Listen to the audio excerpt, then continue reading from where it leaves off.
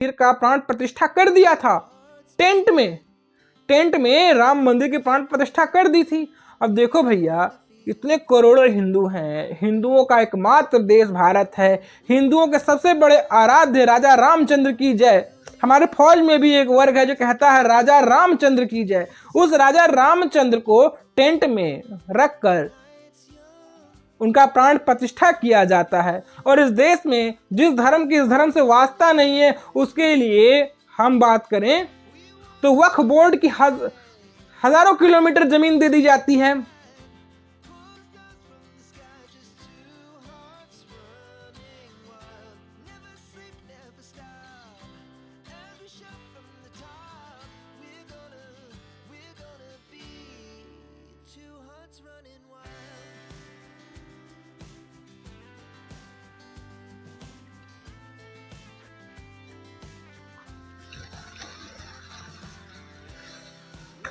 नमस्कार, जय सियाराम, वंदे मातरम, हर हर महादेव। एक बार फिर आप सभी दोस्तों का आज के हमारे इस जनमानस समाचार के एपिसोड में आपका स्वागत है।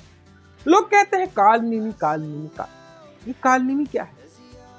जब लक्ष्मण जी को शक्ति लगी थी मेघनाथ द्वारा, तो उन्हें के सरवाइव के लिए जड़ी बूटी लेने जब हनुमान जी जा रहे थे, तब रास्ते में एक रावण का नुमाइंदा वो राम भजन करते हुए हनुमान जी को बरगलाने की कोशिश करता है कि हनुमान जी शाम होते वक्त जड़ी बूटी लेकर ना आ पाए, जिससे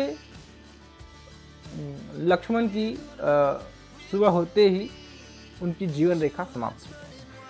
तो वो कालनेमी का किरदार है। मगर आज के ज़माने में कालनेमी कौन है?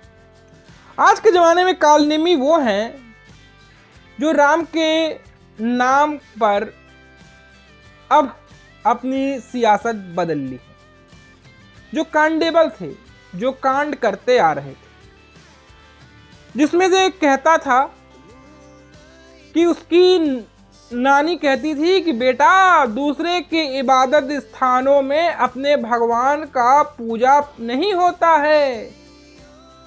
राम को मंदिर की क्या आवश्यकता है? राम तो हमारे हृदय में समाये हुए हैं। आज वो जगह जगह सुंदरकांड का अनुष्ठान कर रहा है, खुद सुंदरकांड बैठा कर रहा है, अपनी पत्नी के साथ राम भजन जप रहा है। और कुछ ऐसे लोग हैं जिनकी पार्टी ने कहा था राम तो एक काल्पनिक पात्र हैं, एक काल्पनिक किरदार हैं, राम तो वो एग्जिस्ट ही नहीं होते हैं, राम तो उनकी सियासत में एग्जिट थे और राम को कभी एग्जिस्ट होने का उन्होंने मौका ही नहीं दिया। कहते थे कि राम तो कल्पनातीत हैं, राम तो है ही नहीं।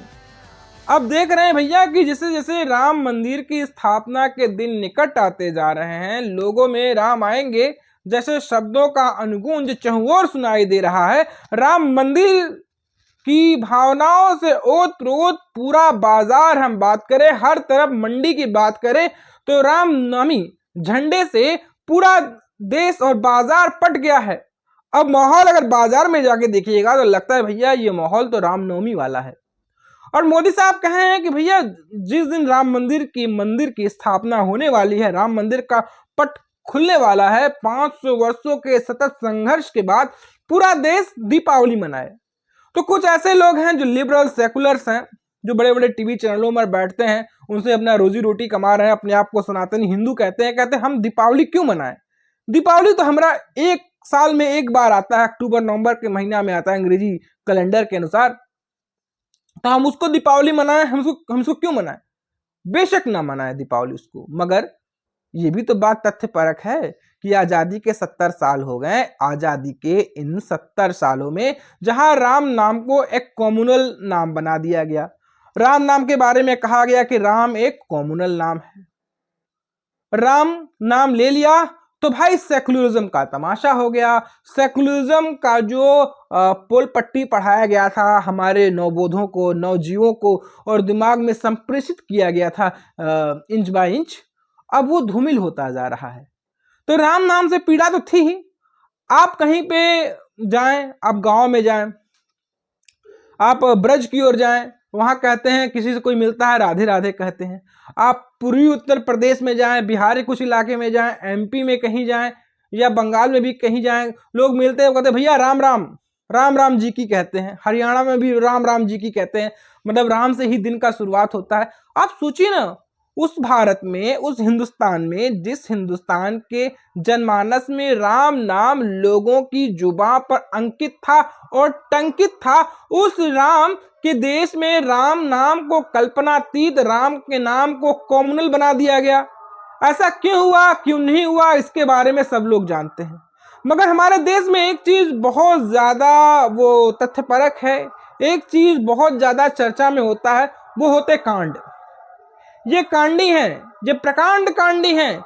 ये प्रकांड कांडी अब राम नामी शब्दों का इस्तेमाल करके अपने आप को राम भक्त बनाने की वो पुरजोर कोशिशें कर रहे हैं, अपने आप को राम भक्त बताने की पुरजोर कोशिशें कर रहे हैं। लेकिन इनका अतीत राम नाम लेने वालों के खिलाफ खून के रंगे हाथों से सना हुआ नजर आया है।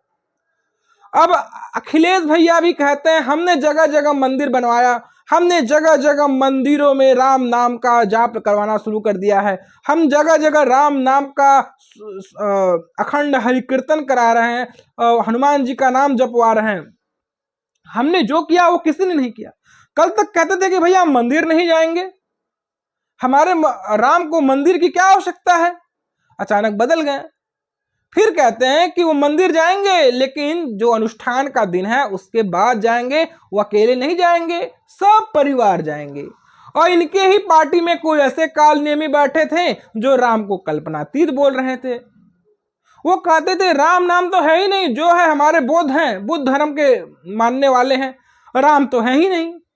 ये स्वामी प्रसाद मौर्य जैसे लोग हैं, ना जाने कहां से पढ़कर स्वामी प्रसाद मौर्य जैसे लोग आते हैं, ना जाने कैसी कैसी बातें करते हैं। कल तक भाजपा में थे, सब कुछ सही था, आज भाजपा में नहीं है, समाजवादी पार्टी में है, तो राम से घृणा हो गई है। इनकी बेटियां संघमित्रा मौर्य हैं, वो भाजपा में है, वो भाजपा से सांसद हैं, वो कुछ नहीं बोल रही है। मतलब जब तक फायदा रहे तब तक वायदा रहे, फायदा खत्म हो गया तो राम को गरियाना शुरू हो गया। ये चाल चित्र चेहरा साफ साफ नजर आ रहा है।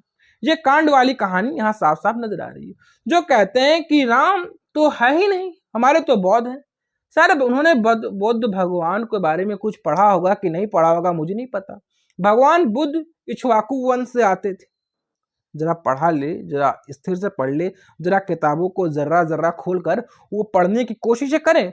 और राम भगवान का भी वंश इक्ष्वाकु वंश से आता था। कई किताबों में तो ऐसा भी लिखा है कि भगवान बुद्ध खुद को बताते थे कि वो भी राम के एक अवतार है। लेकिन आजकल के नवबोध हैं जो गंजे होकर आते हैं, कहते हैं बुद्ध को नहीं हम कृष्ण को नहीं मानते, हम राम को नहीं मानते, हमारे वही तथागत भगवान बुद्ध हैं। और कुछ ऐसे लंपट हैं जो सोशल मीडिया पर भी लिखते नजर आते। खैर उनकी हम बात नहीं करेंगे। अब हम कांडेवल लोगों की ही बात करते हैं। अरविंद केजरीवाल कांडेवल है, आजकल जगह जगह हनुमान जी का कीर्तन करा रहा है। इधर गुजरात का जो अध्यक्ष है वो भी हरि कीर्तन करा रहा है, वो झाल मंजीरे बजाने में लगा हुआ है। इसी को देखते हुए कुछ कांग्रेसी सोच रहे थे कहीं हम ना छूट जाएं। उन्होंने मकर संक्रांति के दिन उन्होंने कोशिश किया कि चलो गंगा में डुबकी लगाई जाए, गंगा में डुबकी लगाने गए। और कुछ लोग तो पहुंच गए अयोध्या, सरयू में डुबकी लगाए जाए। सरयू में डुबकी लगाने गए, वहां के जो आम जनता है, आम पब्लिक है, वो आजकल भी पब्लिक सब जानती है। हर चीजें सोशल मीडिया में जर्रे जर्रे में एक्सप्लेन होता जा रहा है। हम क्या बोल रहे हैं, हम क्या कह रहे हैं, हम क्या वार्तालाप कर रहे हैं, वो सब चीजें सोशल मीडिया में आती हैं, सबको पता चल जाता है। उन्होंने उनको खदेड़ा, कहा भैया आए हो, आओ नहाओ चुपचाप, नहाओ चुपचाप जाओ, कांग्रेस का झंडा लेकर कहां चल रहे हो। वो कांग्रेस का झंडा लेकर आ गए, उन्हें दूर दूर आया गया, उन्हें भगाया गया, उनके साथ बदतमीजी हुई। तो कहते हैं भैया हम तो ये राम की मंदिर की स्थापना, क्या राम के मंदिर की स्थापना तो पहले ही हो चुकी है।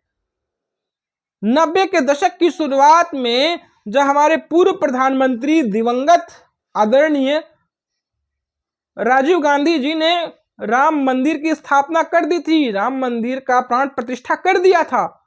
टेंट में राम मंदिर की प्राण प्रतिष्ठा कर दी थी। अब देखो भैया, इतने करोड़ों हिंदू हैं, हिंदुओं का एकमात्र देश भारत है, हिंदुओं के सबसे बड़े आराध्य राजा रामचंद्र की जय। हमारे फौज में भी एक वर्ग है जो कहता है राजा रामचंद्र की जय। उस राजा रामचंद्र को टेंट में रखकर उनका प्राण प्रतिष्ठा किया जाता है। और इस देश में जिस धर्म की इस धर्म से वास्ता नहीं है, उसके लिए हम बात करें तो वक्फ बोर्ड की हजारों किलोमीटर जमीन दे दी जाती है।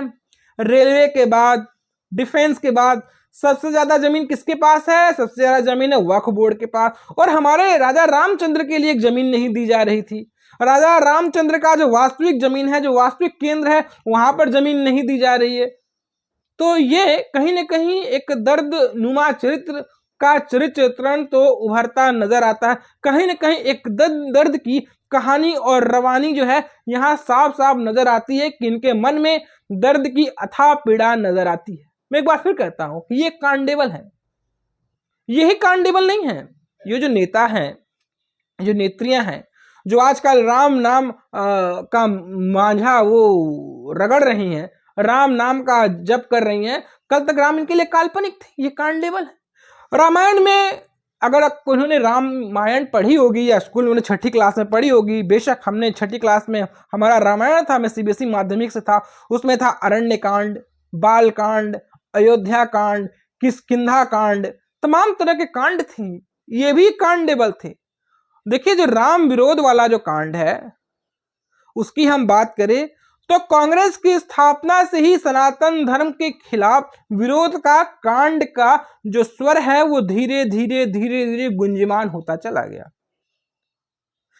हम बात करें जब हमारा देश आजाद हुआ, हमारे देश के पहले गृह मंत्री, उप प्रधानमंत्री थे सरदार पटेल। सरदार पटेल चाहते थे कि सोमनाथ मंदिर का उद्घाटन हो। वो सोमनाथ मंदिर का उद्घाटन चाहते थे। लेकिन हमारे चच्चा नेहरू थे, वो चाहते थे ना ना ना ना, सोमनाथ मंदिर का उद्घाटन होना ही नहीं चाहिए। क्यों नहीं होना चाहिए? सोमनाथ मंदिर का उद्घाटन इसलिए नहीं होना चाहिए क्योंकि ये देश सेकुलर है, यहाँ पर अलग धर्म के पंथ और संप्रदाय के लोग रहते हैं। तो सोमनाथ मंदिर का स्थापना क्यों हो? वो सोमनाथ मंदिर के स्थापना के पक्ष में नहीं थे। तो सरदार पटेल और नेहरू के बीच में हमेशा से ही एक झोल झाल कहें तो वो चीजें साफ साफ नजर आती थी। नेहरू की सोच अलग थी। नेहरू भले भारत में जन्मे थे, अपने नाम के आगे वो पंडित लगाते थे, भले उनकी मजबूरी रही हो या उनका जो भी चीजें रही हो, वो उसके पक्ष में कतई नहीं थे। लेकिन हमारे सरदार पटेल थे, वो सनातन धर्म और हिंदू धर्म के प्रति पूरी तरह से समर्पित थे।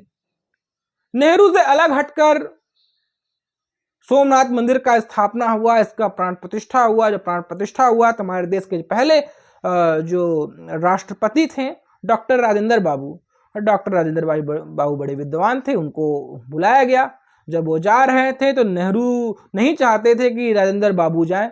राजेंद्र बाबू से उनकी तीखी नोकझोंक हुई, ऐसी कई कहानियां, ऐसी कई चर्चाएं लोग भी सोशल मीडिया में आ रही हैं। लेकिन राजेंद्र बाबू पक्का धार्मिक आदमी थे, राजेंद्र बाबू गए। तो हमारे देश में एक से एक अलौकिक मंदिर हैं, एक से एक अलौकिक मंदिर की कहानियां हैं, जो मैं बताऊंगा तो मेरा ये जो वीडियो है वो बहुत लंबा हो जाएगा। कहानी तो ये कही जाती है, लोग कहते हैं कि सोमनाथ मंदिर को आकर गजनी ने तोड़ा। गजनवी से आया था, उसने सोमनाथ मंदिर को कई बार आया, कई बार तोड़ा। कहा तो यह भी जाता है कि सोमनाथ मंदिर को जो गजनवी ने तोड़ा, वहां की जो शिवलिंग था वो जमीन पे नहीं था, वो गुरुत्वाकर्षण पर बेस था। ऐसे कुछ उसमें इंस्ट्रूमेंट लगाए गए थे, ऐसी कुछ कला लगाई गई थी उस दौर में कि जो शिवलिंग था वो हवा में तैरता नजर आता था। उसके ऊपर, शिवलिंग के ऊपर कुछ ऐसे मैग्नेट लगाए गए थे और शिवलिंग के नीचे कुछ ऐसे मैग्नेट लगाए गए थे कि दोनों तरह से जो मैग्नेटिक जो पावर थी वहां की, दोनों को ऐसे कंट्रोल करती थी शिवलिंग के पत्थर को कि पत्थर बीच में ही तैरता था। ये बातें गजनी भी देखा। देखिए इस्लाम में कहावत है बुत परस्त और बुत शिकन, और हवा में तैरते पत्थर को देखकर उसकी दिमाग में कुछ समझ में नहीं आया। उसने गुजरात में कई मंदिरें तोड़े, कई संपदा लूटी। जब वो मंदिर तोड़ने आया तो वहां के राजा पुजारियों ने कहा कि हम तुमको इतना धन देते हैं, भैया ले लो और तुम यहां से जाओ। बोला नहीं, अगर मैं मूर्ति नहीं तोड़ता हूं तो मुझे बुत परस्त कहा जाएगा, अगर मैं तोड़ता हूं तो मुझे बुत सिकन कहा जाएगा। और इस्लाम में बुत सिकन नहीं होता है, बुत की पूजा नहीं होती, वो उसको तोड़ेगा, वो उस मूर्ति को तोड़ दिया है। ये सब बातें जो मैं बता रहा हूं ये इतिहास की पाठ्य पुस्तकों में लिखी हुई हैं, सब बातें हैं। अगर जो लगता है कि मैं कोई कपोल कल्पित कहानियां सुना रहा हूं तो उन्हें पी गुरुज चैनल में माध्यम में ये सब सारी बातें बताई गई हैं। अब नेहरू की आते हैं। जब हमारा देश आजाद हुआ तो कांड की कहानी जो मैं कहा ना कि सुंदर कांड, बाल कांड, अरण्य कांड, अयोध्या कांड, किष्किंधा कांड, एक कांड ये था हमारे चचा नेहरू साहब का। चचा नेहरू चाहते थे कि जो हमारे मुगलिया पेशों से बनाए हुए जो इमारत हैं उनको प्रचारित प्रसारित किया जाए। तो ताजमहल को प्रचारित प्रसारित किया गया। ताजमहल मुगलों की पेशकश बताई गई कि मुगलों ने बनाया। भैया जो मुगल वाले आज तक बैठकर बढ़िया से खा पी नहीं सके, जहां अरब में खुद को डेवलप नहीं कर सके उस दौर में, भारत में आके भारत की संपदा का इस्तेमाल करके भारत में ही उन्होंने चीजों को बनाया। और नेहरू ने जो भी विदेश से लोग आते थे उनको दिखाते थे। भैया क्या दिखाते थे? उनको दिखाते, ये देखो इंशा ताजमहल। और हमारे देश में एक से एक सनातन के मंदिर हैं जो अलौकिक हैं, जो अलौकिक चमत्कार से परिपूर्ण हैं, उनके बारे में कोई बात करता नजर नहीं आता था। और नेहरू को यह बिल्कुल पसंद नहीं था कि मंदिरों का प्रचार प्रसार कराया जाए। नेहरू के बारे में एक शब्द तो और भी कहा जाता था कि जब एक बार मुगल के शासक, मुगल नहीं बोले, अरब के शासक भारत में आए तो उनको बनारस आना था, तो बनारस में सारे मंदिरों को ढकवा दिया गया था कि एक भी मंदिर उनको नहीं दिखना चाहिए, इस्लाम में मंदिर हराम है। इस तरह की बातें, इस तरह की कहानियां हमें पढ़ने सुनने को मिलती हैं। ये तब की बात थी, तब की कांग्रेस की बात है। और अब की कांग्रेस की बात करें, अब की कांग्रेस में बात करें तो कांग्रेस कुछ बदली नहीं है। कांग्रेस ऐसी नहीं है, कांग्रेस में एक से एक हमारे सनातन धर्म को मानने वाले, सनातन धर्म को पूजने वाले एक से एक प्रधानमंत्री हुए हैं, मुख्यमंत्री हुए हैं, जो नेता हुए हैं जिनको सनातन धर्म में अटूट विश्वास था। चाहे हम बात कर ले हमारे पूर्व राष्ट्रपति प्रणब दा की बात कर ले, चाहे हम नरसिम्हा राव जी की बात कर ले, चाहे हम लाल बहादुर शास्त्री जी की बात कर ले, या कोई भी प्रधानमंत्री रहे हो, सब धार्मिक थे। धीरे धीरे 90 का दशक आता है, चीजें बीतती चली जाती हैं, एक्ट ऑफ वर्शिप आ जाता है, फलाना आ जाता है, ढिमकाना आ जाता है। धीरे धीरे कांग्रेस में पकड़ होने लग जाती है सोनिया गांधी की। तो सोनिया गांधी भी नहीं चाहती थी कि सनातन धर्म का प्रचार प्रसार हो। सोनिया को भी सनातन धर्म का प्रचार प्रसार उतना अच्छा नहीं लगता था। जैसे जैसे सोनिया मजबूत होती गई, कांग्रेस में उनका पकड़ बनता गया और धीरे धीरे ईसाई मिशनरी का बोलचाल चालू होता चला गया। कभी भी राम मंदिर को लेकर वो दर्जा नहीं दिया गया, राम को लेकर वो बातें नहीं की गई, राम को लेकर वो तरह के चाल चरित्र और चेहरे विपक्ष के देखने को नहीं मिल रहे हैं। और कांग्रेस में भी राम को लेकर वो भावनाएं नजर नहीं आती है। ये कांग्रेस की सर्वे सर्वा है सोनिया गांधी जी। कांग्रेस कहती है कि हम अधूरे मंदिर का प्राण प्रतिष्ठा हो रहा है। भैया अधूरा मंदिर कैसे है? जब सोमनाथ मंदिर का भी जब प्राण प्रतिष्ठा हुआ था उस दौर में तो अधूरा मंदिर था, इससे भी कम बना गया था जो ये बनाया गया है। 1960-65 में जाके, वो 60 के दशक में जाके वो मंदिर पूरा हुआ, जब हमारे पहले गृहमंत्री साहब दुनिया से कूच कर गए थे। तो राम को लेकर यथक पीड़ा की कहानी तो साफ साफ नजर आती है। ये कांड का चरित्र, ये चेहरा साफ साफ नजर आता है। ये जो कांड की हम बात करते हैं, सुंदर कांड, फलाना कांड, ढिमकाना कांड, ये राम कांड भी है, राम के खिलाफ कांड है। ये 90 का ही दशक है जब कार सेवकों पर गोली चलाई जाती है। जो कार सेवक जिनके इष्ट देव महाप्रभु श्री राम थे, उनके ऊपर गोलियां चलाई गई। उनकी डेड बॉडी को सीमेंट के बोरे में डालकर सरयू में फेंका गया। सरयू का पानी लाल हो गया। कईयों के सुहाग उजड़ गए, कहीं के बेटे चले गए, कहीं के पति चले गए, कहीं के पिता चले गए। कहीं के रिश्तेदार चले गए, कहीं के घर का चिराग बुझ गया, वो दर्द अब भी रिस रिस कर कहानी सामने आई है। जिन्होंने अपने प्रभु के लिए, अपने धर्म की पुनर्स्थापना के लिए जिन्होंने रथ यात्रा निकाली, उन्हें एंटी इंडियन एलिमेंट्स घोषित किया गया, उन्हें कहा गया वो सेकुलरिज्म के सबसे बड़े डिस्टर्बिंग एलिमेंट्स हैं, वो सेकुलरिज्म को तबाह करने वाले हैं। हिंदुस्तान क्या है? हिंदुस्तान एक सेकुलरिज्म है। हिंदुस्तान भैया सेकुलर कैसे हो गया बताइए तो? आपने जिस हिंदुस्तान में, ये हिंदुस्तान इतना ही तो नहीं था, हिंदुस्तान में पाकिस्तान भी था, बांग्लादेश भी था। आप सबको साथ लेने की बात कर रहे हैं। अगर सबको साथ लेने की बात ही इस हिंदुस्तान के जनमानस में थी तो भारत का विभाजन क्यों हुआ बताइए? एक धर्म के नाम पर भारत का विभाजन हुआ।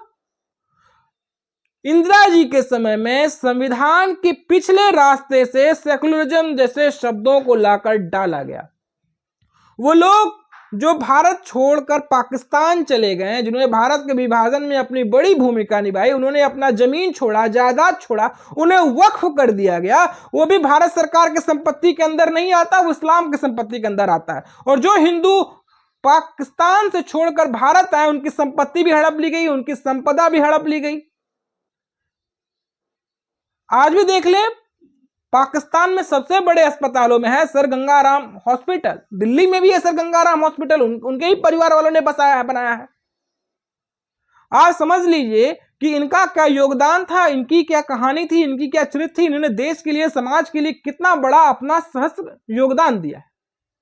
अब इस आज का दौर देख ले, हम 2024 की देख ले, सारे कालनेमी हैं, सब अपने आप को धर्म भीरू बताने में लगे हैं, सब अपने आप को धर्म परायण बताने में लगे हैं। किसी की नानी कहती थी कि मेरा हराम किसी के घर में नहीं आता है। अब भैया वो सनातन धर्म तब से है जब उस धर्म की स्थापना तक नहीं हुई थी, उस धर्म का जमीन पर कोई आसार भी नहीं था, कोई विकल्प भी नहीं था। जो अब सनातन धर्म की बात करने लग जाते हैं कि नवबोध पैदा ले लेते हैं और वो कहते हैं कि बौद्ध मंदिरों को भी तोड़ा गया, अब बौद्ध मंदिरों का हवाला देने लग जाते हैं। ये सब उन इतिहासकारों की वजह से होता है जो इतिहासकार कहते हैं कि युधिष्ठिर से सबसे बड़े सेकुलर तो सम्राट अशोक थे। ये उन इतिहासकारों की वजह से होता है जिनको फारसी पढ़ने नहीं आती है और वो मेडिवल इंडिया लिखते हैं। हमारे देश में चरण चुंबक इतिहासकारों की एक बहुत बड़ी कहानी है, जो कांग्रेस के साथ चरण चुंबक इतिहासकार लिपटे रहे हैं। जो चरण चुंबक इतिहासकार अपने राजा को महान बताने में उन्हें कोई कोसों कसर नहीं छोड़ी है। ये सब कहानी चरण चुंबक इतिहासकारों की वजह से हुई है। चरण चुंबक इतिहासकारों ने हमेशा से ही सनातन धर्म को, सनातन प्रवृत्ति को, हमारे श्री राम को, हमारी मर्यादा को, हमारे मंदिरों को, हमारे चरित्र को, हमारी जो अनुसंधान रही है सनातन धर्म की, उसको हमेशा से ही पिछड़ा कहने में उन्होंने कोई कोसों कसर नहीं छोड़ी है। ये चरण चुंबक इतिहासकारों का ही नतीजा है कि राम को हमेशा से हे दृष्टि से देखा गया। ये उन चरण चुंबक इतिहासकारों की देन है। जो धर्म भारत में नहीं पनपा, जो धर्म भारत में नहीं फला, आज उनको लेकर इनके दिल में मरोड़े उठते साफ साफ नजर आते दिख जाते हैं। यही कहानी है कि राम को लेकर कांड करने की जो बातें हैं यहां साफ साफ नजर आ जाती है।